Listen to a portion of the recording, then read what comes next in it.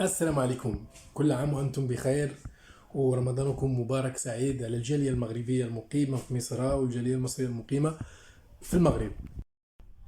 فكنتمنى الجميع يكون بخير. اليوم غادي نهضروا على واحد الموضوع مهم جدا بالنسبة للجالية المغربية المقيمة حول العالم كامل، ماشي غير مصر. الموضوع هو: هل فعلا ناصر بوريطة وزير خارجية المغرب منع بشكل نهائي أزواج المغربيات حول العالم من الالتحاق بزوجاتهم في المغرب؟ يعني أي واحد مزوج بشي مغربية، واش ناصر بوريطة ما وافقش على أنهم يدخلوا، ولا الناس فهمت غلط؟ ولكن قبل ما ندخل في الموضوع لازم نعرجوا لواحد الموضوع حتى هو مهم واللي انتشر مؤخرا على وسائل السوشيال ديال المغرب بشكل كبير، وهو الفلسطيني اللي ساب وشتم هو وبنته المغاربة على اللايف.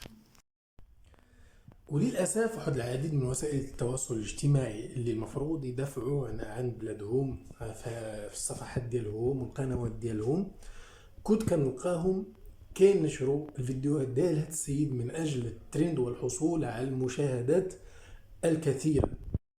وللاسف ايضا هؤلاء هم من تجدهم يسبون ويشتمون ايضا المغاربه المقيمين في الخارج، وخاصه المغربيات اللي مزوجات خارج بلادهم. دائما كتلقاهم كيسبوهم: علاش تزوجتوا برا، وعلاش عملتوا اللي تزوجت تبقى تما وداك الشيء. فهمتي؟ انا ما كنحرضش على هذا الفلسطيني، احنا الفلسطينيين على الراس والعين، وماشي واحد مثلا غلط حنا غادي ننتقموا من الفلسطينيين كاملين، بالاكيد لا. حنا غير اللي بغينا نوصلوا بان الدوله المغربيه راه قايمه بشغلها مع اي واحد غلط في المغرب، سواء كان مغربي او سواء كان اجنبي.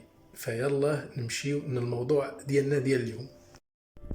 كيف ما كنعرفوا مؤخرا انتشر واحد الموضوع بشكل كبير ايضا على وسائل السوشيال ميديا المغربيه والاجنبيه، يعني وعند المغاربه المقيمين برا، يعني انتهى الانتباه هذا الموضوع، وهو ان واخيرا نصير بوريطه منع ازواج المغربيات من الدخول للمغرب. هذا العنوان هذا ممكن تلقاه في اي صفحه او في اي قناه كتبغي تعمل الترند او كتقلب غير على المشاهدات، ما كيهموها لا مغربيات ولا مغرب ولا مغاربه، فقط باغيين المشاهدات وباغيين الترند باش الناس تدخل تشاهد وتشوف الفيديو. الموضوع هو ان واحد البرلماني مغربي طرح سؤال على وزير الخارجيه المغربي، او عرض عليه واحد القرار او واحد القانون. هذا القانون هو أن الجالية المغربية المتواجدة في العالم كامل، مش غير الجالية المصرية أو الجزائرية أو التونسية، الجالية المغربية المقيمة حول العالم، وخاصة الجالية اللي مزوجين بأجنبيات سواء رجال أو نساء، مش غير النساء فقط. هما أنهم عملوا واحد الاتفاق مع بعضهم أنهم يوصلوا واحد الرسالة لوزير الخارجية بأنه يعفي أزواج المغربيات أو زوجات المغاربة من التأشيرة من أجل الالتحاق أو الدخول للمغرب. واللي كان بغى يوصل هذا الاقتراح وهو واحد البرلماني مغربي طرح هذا الاقتراح أو هذا القانون على وزير الخارجية المغربية ناصر بوريطة.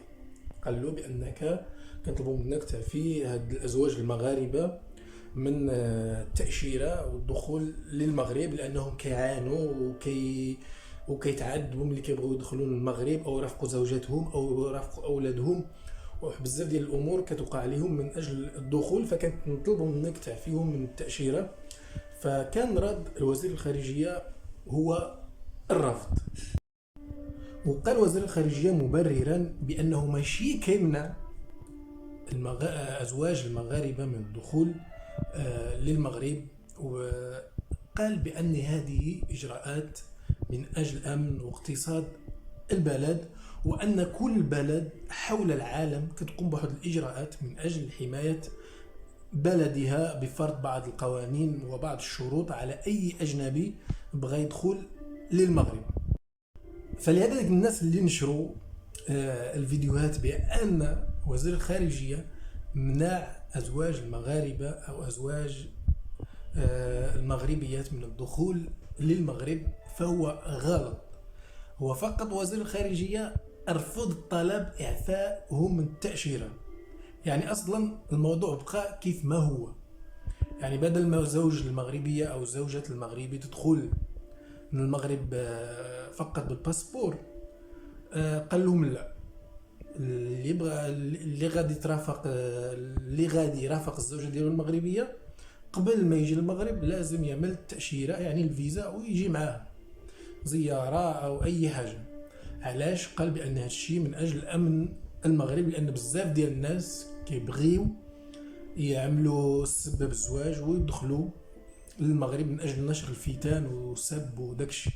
فالمغرب قبل ما غادي تدخل له فكتدوز عند السفارة المغربية، كتعمل معاك الإجراءات القانونية وكتعمل عليك بحث وتشوفك انت واش سيد ما عندك حتى قضايا، ما عندك حتى شي مشاكل في بلادك، سيد نظيف، ادخل مرحبا بك المغرب، حتى واحد ما غادي يمنعك، ورافق الزوجه ديالك ورافق اولادك، مرحبا بك. كنتي ماشي هو هذاك فاكيد الفيزا ما غاديش تعطى لك وغادي تمنع من الدخول للمغرب. هذا القرار هذا اصلا وهذا القانون هذا اصلا كان كاين من شحال هذه، يعني عادي باقي كاين كيما شحال هذه. اي مغرب، اي واحد اجنبي مزوج بشي مغربيه ولا شي وحده مزوجه بشي مغربي كتبغي تدخل للمغرب راه كتعطيها، كتاخذ انت كتاخذ الفيزا عاد كتدخل. الا كنظن الاوروبيين اوروبا هذوك كيدخلوا للمغرب بلا فيزا، والخليجيين الله اعلم ما عرفش. فالمهم هذا قانون اصلا كان كاين. فاللي حصل ان المغاربه او الجاليه المغربيه المقيمه في الخارج وخاصه الناس اللي مزوجين برا طلبوا من وزير الخارجيه بانه يعفي ازواجهم من التاشيره، فهو ارفض وقال مبررا من اجل سلامه وامن البلد، فنحن كنعملوا هذه التاشيره فقط من اجل سلامه وامن البلد، وحتى واحد ما غادي تمنع من دخول المغرب مادام هو سليم وما عنده حتى شي مشاكل في بلاده، فالمغرب لا يمنعه. فلهذا باش تعرفوا بان هذوك الناس اللي كيعملوا الفيديوهات يقولوا اخيرا بوريطه منع ازواج المغربيات من الدخول او زوجات المغاربه من الدخول للمغرب، عرفوهم بانهم لا يهمهم لا مغاربه ولا مغرب، لانهم ما كيجيبوش المعلومه بوضوح. همهم الترند، والهم ديالهم والهدف ديالهم هو المشاهدات فقط. والدليل حتى هذاك السيد الفلسطيني مسكين الله يهديه والله يسمح له، واخا هو سبنا وداك الشيء الله يسمح له، اكيد الدوله غادي تقوم باجراءات معاه وغادي تشوف معاه الحل باش ما يكررش هذا الشيء هذا ويكون عبره لمن يعتبر. يعني بدل ما يمشيو الناس يدافعوا ويردوا عليه كيمشيو يقلبوا على الترند. هاد الناس هذوما كيهمهم لا مغرب ولا مغاربه ولا داك الشيء، كيهمهم غير المشاهدات والترند وفلوس اليوتيوب. فلهذا الناس ملي تبغي توصل غير شي معلومه على الاقل قل معلومه صحيحه ومعلومه واضحه للناس باش الناس تعرف بانك عندك مصداقيه وبانك كتبغي بلادك بصح وكتبغي المغرب بصح. وهذا الشيء اللي بغيت نوصل لكم اليوم، وهذا الشيء اللي بغيت نوضح لكم اليوم، بان الازواج المغاربه او زوجات المغاربه بقي القانون كيف ما هو. فقط الاقتراح اللي اقترحه على وزير الخارجيه ان الوزير رفض الاقتراح لا اقل ولا اكثر، وان اي واحد بغى يرافق الزوجه ديالو كيمشي ياخذ تاشيره عادي بعقد زواج ديالهم وما كاين حتى شي حاجه، والله يعمل فيها الخير. واكيد المغاربه واي مغربي غادي يمشي مع مصلحه البلاد ديالو اولا واخيرا. والسلام عليكم ورحمه الله وبركاته.